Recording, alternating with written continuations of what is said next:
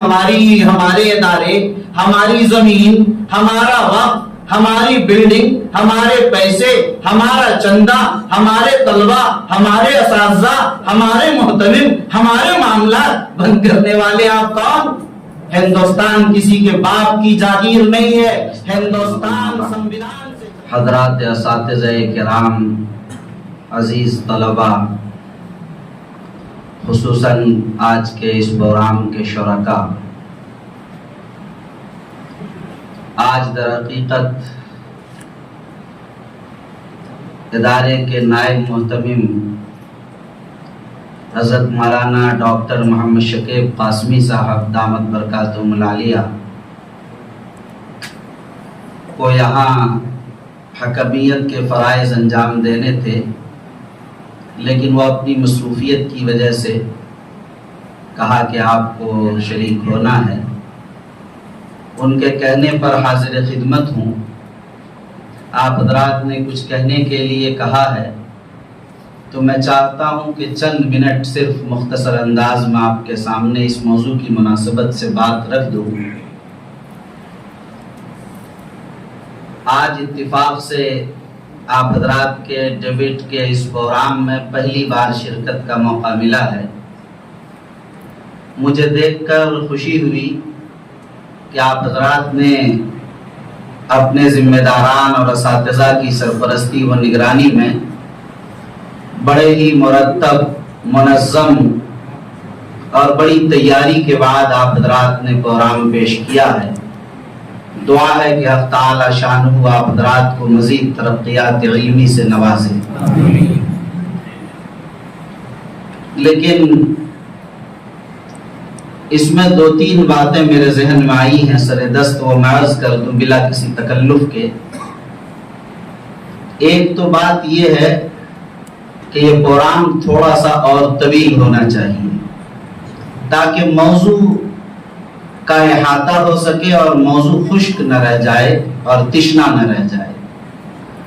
مجھے یہ احساس ہوا کہ موضوع کو آپ حضرات نے مس کیا ہے، ٹچ کیا ہے، آپ حضرات نے موضوع کا حق ادا نہیں کیا، موضوع تشنا رہ گیا۔ اس لیے لیکن تھوڑے سے وقت میں آپ نے بڑا اچھا پروگرام پیش کیا، میں نے پہلے عرض کر دیا۔ اس لیے یہاں قصور آپ کا نہیں، قصور وقت کا ہے۔ اس لیے اس میں وقت میں اضافہ ہونا چاہیے تو یہ مزید بہتر ہوگا۔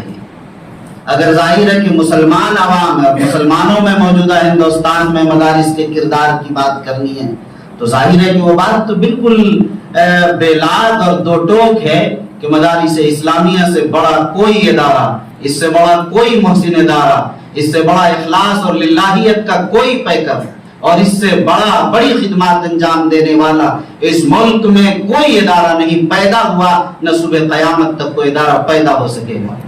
آپ کو یہ بھی جاننا چاہیے کہ مدارس اسلامیہ کے بغیر مسلمان نہیں ہو سکتا، اس لیے کہ ان کی وجود میں ان کی یہ کہہ لیجئے کہ تخلیق میں در حقیقت، ان کے خمار میں، ان کی مٹی میں در حقیقت اس بات کو ان کی خمیر میں شامل کر دیا گیا ہے کہ وہ مدارس اسلامیہ سے وابستہ رہیں۔ اس کے بغیر تو علم تو آئے گا ہی اسی راہ سے۔ آدم علیہ السلام کی اشرفیت اور انسان کی انسانیت کو تسلیم علم کی بنیاد پر کیا گیا، ورنہ تو ظاہر ہے کہ سب سے بڑے مطیع فرما بردار اور سب سے بڑے اور خالق و مالک پالنہار کے سب سے مطیع و فرما بردار اور کائنات انسانی کے نظام تکوینیات کو چلانے والا سب سے مضبوط ترین جو جماعت ہے وہ فرشتوں کی جماعت ہے۔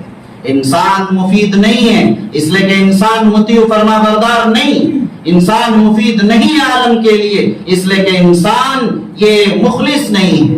انسان میں تو ظاہر ہے کہ اپنے مالک کے خلاف بغاوت ہے، انسانوں میں اپنے مالک کے خلاف راہوں پر چلنے کا طریقہ ہے، وہ کیسے ہو سکتا ہے؟ فرشتے وہ جماعت ہیں کہ جہاں رکوع میں ہے تو رکوع میں، سجدے میں ہے تو سجدے میں، قیام میں ہے تو قیام میں مطیع و فرما بردار۔ دنیا کے ہر ادارے اور ہر سنسدہ کو اور دنیا کے ہر نظام کے خالق و مالک کو مطیع و فرما بردار انسان چاہیے، انہیں کوئی خالق سے ٹکرانے والا نہیں چاہیے۔ یہ انسان ہے جو صرف خالق سے ٹکراتا ہے، یہ انسان ہے جو خلاف خالق کے اور ان کی معصیت کرتا ہوا دن اور رات گزارتا ہے۔ لیکن اس کے باوجود انسان کو اشرف قرار دیا گیا. اگر انسان کو اشرف المخلوقات قرار دیا گیا تو صرف علم کی بنیاد پر. تو بہرحال مجھے آپ حضرات سے عرض کرنا ہے کہ موجودہ ہندوستان میں مدارس کے کردار کے حوالے سے بات کرنے ہی کی ترقی نہیں. ہر انسان بچہ اس بات کو جانتا اور تسلیم کرتا ہے کہ جس دن مدارس ختم ہو جائیں گے اس دن ہندوستان نہیں کائنات ختم ہو جائے گی. اس لیے کہ اسی مدارس سے ایمان کی تعلیم اور اسی مدارس سے کلمہ طیبہ لا الہ الا اللہ جو کائنات کی روح سکھائی جا رہی ہے. اور جس دن لا الہ الا اللہ کہنا بند اس دن دنیا کی بساط لپیٹ دی جائے گی. اسرافیل سور پھونک دے گا. یاد رکھیے اس بات کو اور اچھی طرح سمجھ لیجئے گا کہ موجودہ ہندوستان میں اگر مدارس کے کردار کو آپ کو سمجھنا ہے تو آپ یہ سمجھیے بڑے آسان لفظوں میں کہ آج ڈر اور خوف اگر حکومت کو ہے تو صرف انہی مدارس سے ہے. اسی لیے ان پر سارے یہ فتنے اور یہ سارے مسائل، یہ سارے مصائب اور یہ سارے مشکلات اور یہ ساری پریشانیاں جو ڈالی جا رہی. اور اب تو ماشاءاللہ یہاں تک آگے اسے بند کر دو.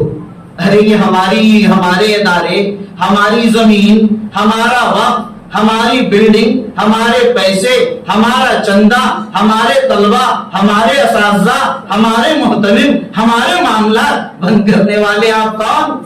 ہندوستان کسی کے باپ کی جاگیر نہیں ہے. ہندوستان سنویدھان سے چلتا ہے، قانون اور دستور سے چلتا ہے. دستور کے آپ جا کر دیکھیے 29 اور 30 اور 31 اور 32 دستور ہند کے دفعات کو پڑھ کر دیکھیے. وہاں صاف صاف کہہ دیا گیا ہے تمام اقلیتوں کو اپنے ادارے کھولنے، اپنے ادارے کے انتظام چلانے، اپنے ادارے کے قوانین بنانے اور اس کا پورا خاکہ اور لائحہ عمل تیار کرنے کا اس کو حق دیا جاتا ہے. جب اس کو حق دے دیا گیا اس کے باوجود اس کو بند کرنے بڑی حیرت ہوتی ہے. مجھے تو اصل خراب، میں جانتا ہوں کہ ان کی نیتوں میں کیا ہے، اس لیے مجھے اس سے کوئی حیرت نہیں ہوتی. لوگ یہ کہتے ہیں آسانی کے ساتھ کہ یہ منظور شدہ نہیں ہے، مانیتا مدارس. لا حول ولا قوت. ارے اتنی جہالت تمہیں یہ بھی نہیں معلوم؟ ارے دفعات ہند نے اسے اجازت دی ہے، کسی رجسٹریشن کی سے ضرورت نہیں ہے، کسی ٹرسٹ کے بنانے کی سے ضرورت نہیں. وہ جس طرح چاہے ادارے قائم کر سکتا ہے، ادارے چلا سکتا ہے. خود موجودہ حکومت بی جے پی کی حکومت کے ایک بہت بڑے انسان اٹل بہاری واجپئی جی نے ان مدارس کو تسلیم کیا. غلط فہمی پیدا کی تھی ان کو کہ شاید بارڈر پر رہنے والے مدارس میں کچھ مسائل ہیں، لیکن جب ان کے سامنے تحقیقات پیش گئی انہوں نے باضابطہ اس کا اعلان کیا کہ مجھے یہ غلط فہمی ہوئی تھی اور آج میں سمجھتا ہوں کہ مدارس اسلامیہ ملک اور ملت کے لیے محسن اور مخلص ادارے. آپ اس بات کو سمجھیے کہ مدارس ہی کی تو دین ہے کہ جب ہندوستان منقسم ہندوستان کو آپ دیکھ لیجئے تو یہاں پر ہندوستان کا پہلا وزیر تعلیم ابوالکلام آزاد کو بنایا جاتا ہے. وہ اسی مدرسے کے پڑھے ہوئے تھے، جان رہے تھے کہ تعلیم کا اگر سب سے بڑا ماہر کوئی انسان اس وقت ہے تو ابوالکلام آزاد. وہ کسی یونیورسٹی اور کالج میں نہیں پڑھا تھا، اس نے اسی مدرسے میں پڑھا تھا. لوگ کہتے ہیں کہ کمپیوٹر کی کوئی ضرورت نہیں مولانا، کوئی ضرورت نہیں ہے کہ ہم انگلش داخل کریں، کوئی ضرورت نہیں کہ ہم IAS IPS داخل کریں. یہ موضوع کے خلاف اور انحراف ہے موضوع سے.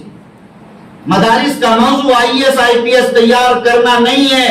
مدارس نے صرف 2 سے 2.5% لوگوں پر کام کیا ہے اور 98% مسلمانوں نے اسکول اور کالجز قائم کیے ہیں. مسلمانوں نے 2% لوگوں کو آزاد کر دیا ہے. ارے تیرا فارم اسٹیشن پر ہم بھریں گے اور تیرے لیے روزی کا ذریعہ ہم پیدا کریں گے، تیرے لیے کاروبار ہم کریں گے، تیرے گھر کو ہم چلائیں گے. تم مدارس کے اساتذہ، تم مساجد کے ائمہ، تم مساجد کے مؤذنین، تیری کفالت میرے ذمہ ہے. ہم کسی ادارے سے، کسی حکومت سے ہم کبھی نہیں طلب کرتے ہیں، نہ ہم کبھی طلب کریں گے.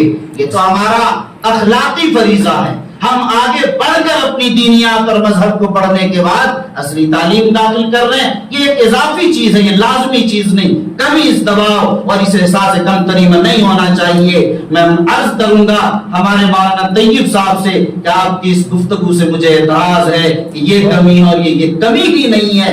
ہمارا بنیادی ڈھانچہ مولانا قاسم نانوتوی کا بنایا 100% نہیں, 1000% نہیں, لاکھوں فیصد عطب ہے. اتنا یقین ہمارے پاس ہے. اور میں ایسے نہیں کہہ رہا ہوں, خدائے واحد کی قسم, اس کائنات عرضی میں مدارس سے زیادہ خدمت ہندوستان کا کرنے والا کوئی پیدا نہیں ہوا. ان کی مثالیں میرے پاس ہیں. ایک ادارہ بتا دیجئے جو قوم کے چندے سے چلا کر اور علم کی کا شمع روشن کیا, علم کا چراغ جلایا ہو. یہ مکاتب اور مدارس یہ مسلم قوم ہیں جنہوں نے اپنے چندے سے چلا کر مدارس کو آباد کیا اور ہندوستان میں پھیلے ہوئے 4% انسانوں کو علم کی تعلیم سے آراستہ کیا. جن کو علم کی تعلیم سے آراستہ کرنا ذمہ داری تھی حکومت کی, حکومت پر اتنا بڑا احسان مدارس نے کیا کہ 4% سے ان کو فارغ کر دیا کہ آپ 96% پر لگیے, 4% کو ہم خود کنٹرول کر رہے ہیں. کوئی ادارہ اس ہندوستان میں بتائیے جنہوں نے کہا ہو کہ ہم 4% نہیں 1% کو تعلیم ہم دے رہے ہیں. کسی نے اتنا بڑا احسان نہیں کیا. ہاں, لوگ سمجھتے ہیں کہ مدارس مسلمانوں کے ہیں, تاریخ نہیں پڑھتے ہیں اور اسٹیجوں پر بیٹھ جاتے ہیں اور بے شرمی اور ڈھٹائی کے ساتھ یہ بات کرنے لگ جاتے ہیں کہ مدارس اسلامیہ. ارے سروے پڑھی الجزیرہ کی رپورٹ نے بتایا کہ آج بھی مدارس اسلامیہ اور مکاتب دینیہ کے اندر صرف مسلمانوں کے بچے نہیں, غیر مسلموں کے بچے ایک بڑی تعداد میں پڑھتے ہیں. اور بڑی تعداد کو میں واضح کر دینا چاہتا ہوں, اگر سروے کیجئے بنگال کا, آج کی رپورٹ بتا رہا ہوں اس سال کی, 15% بچے غیر مسلموں کے مدارس دینیہ اور مدارس اسلامیہ میں پڑھ رہے ہیں. سروے کیجئے جا کر بہار کا, 10% مکاتب اور مدارس کے اندر غیر مسلموں کے بچے آج بھی پڑھ رہے ہیں. اسی طرح میرے پاس پورے ہندوستان کے تمام اسٹیٹ کا ڈاٹا ہے, آپ کو میں بتا سکتا ہوں, لیکن قلت وقت کی طرف میں نے مثال دی ہے صرف آپ.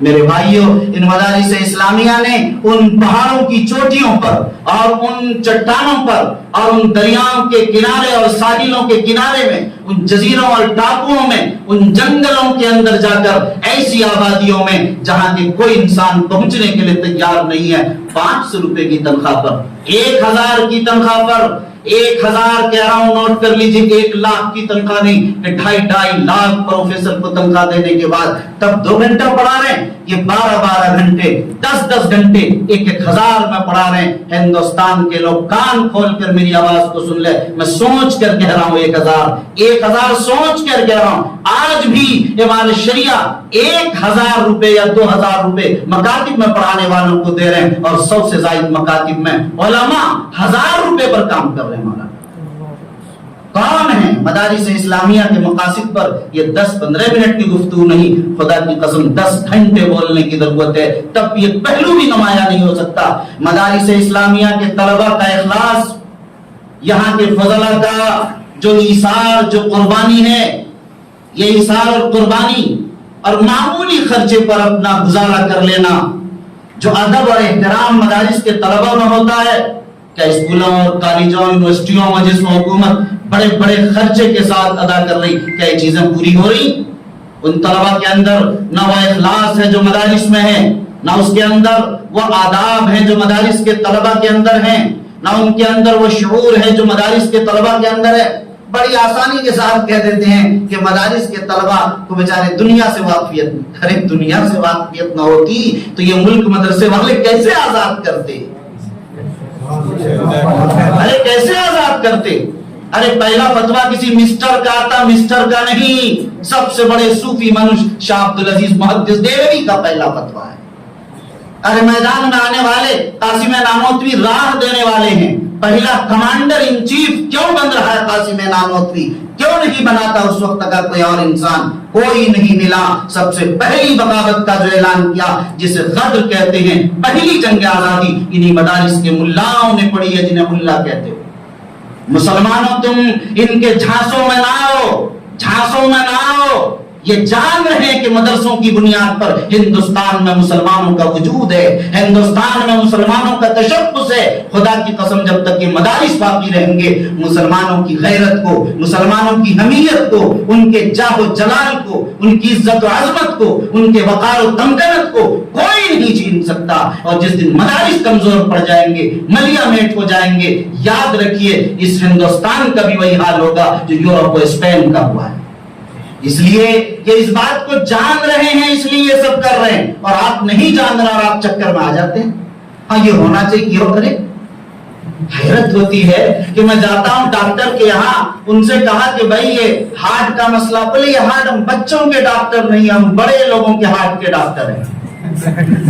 ہاں واقعہ بتا رہا ہوں، میرے بچے کو ہارٹ کی تکلیف میں ہارٹ والے کیا گیا تو انہوں نے کہا کہ صرف میں دیکھتا ہوں، میں آپریشن کی تفصیلات نہیں بتا سکتا۔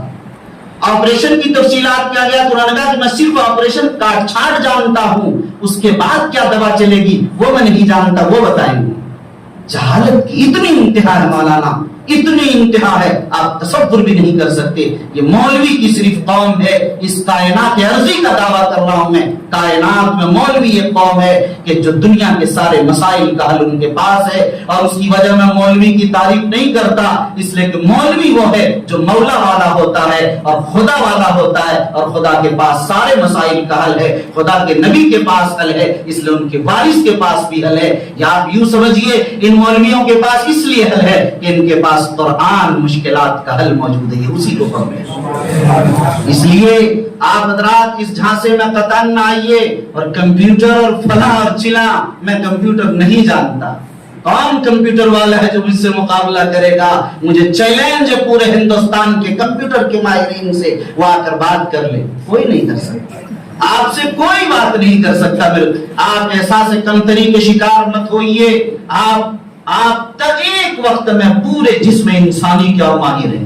آپ نماز کے بارے پوری تفصیلات آپ بتاتے، زکوٰۃ و حج کی تفصیلات آپ بتاتے، بیع اور شفا آپ سمجھاتے ہیں، وصیت و وراثت آپ سمجھاتے ہیں، ہبہ اور خلا آپ سمجھاتے ہیں، سارے مسائل آپ سمجھاتے ہیں۔ ابھی چند روز پہلے دارالفتاء کے مفتی اسد صاحب بیٹھے ہوئے تھے، خواب کی تعبیر آئی دارالفتاء، حد ہو گئی بھائی، ارے آپ لوگ خواب کی تعبیر کیوں دیتے؟ دارالفتاء کا کام نہیں ہے یہ خواب کی معبر کہہ دیجیے، لکھ دیجیے اس فتوے پر کہ مجھ سے مسئلہ پوچھا جائے، احکام شرعیہ کا ادلہ تفصیلیہ کے ساتھ جانا، احکام شرعیہ صرف بتائیں گے، خواب احکام شرع میں نہیں ہے، لیکن وہ بھی بتاتے، میرا کہنا ہے میاں بیوی کے جھگڑے وہ حل کرتے ہیں، تعویذ وہ دیتے ہیں، دم وہ کرتے ہیں، پریشانی کے وقت وہ تسلی دیتے ہیں، حوصلہ افزائی وہ کرتے ہیں، اذان پیدائش پر وہ دیتے ہیں، عقیقہ ختنہ وہ کرتے ہیں، نکاح وہ کراتے ہیں، جنازہ وہ پڑھاتے ہیں، دفن وہ کرتے ہیں، جنازہ کا انداز وہ بتاتے سکھاتے ہیں۔ کون کام ہے کسی اور کا؟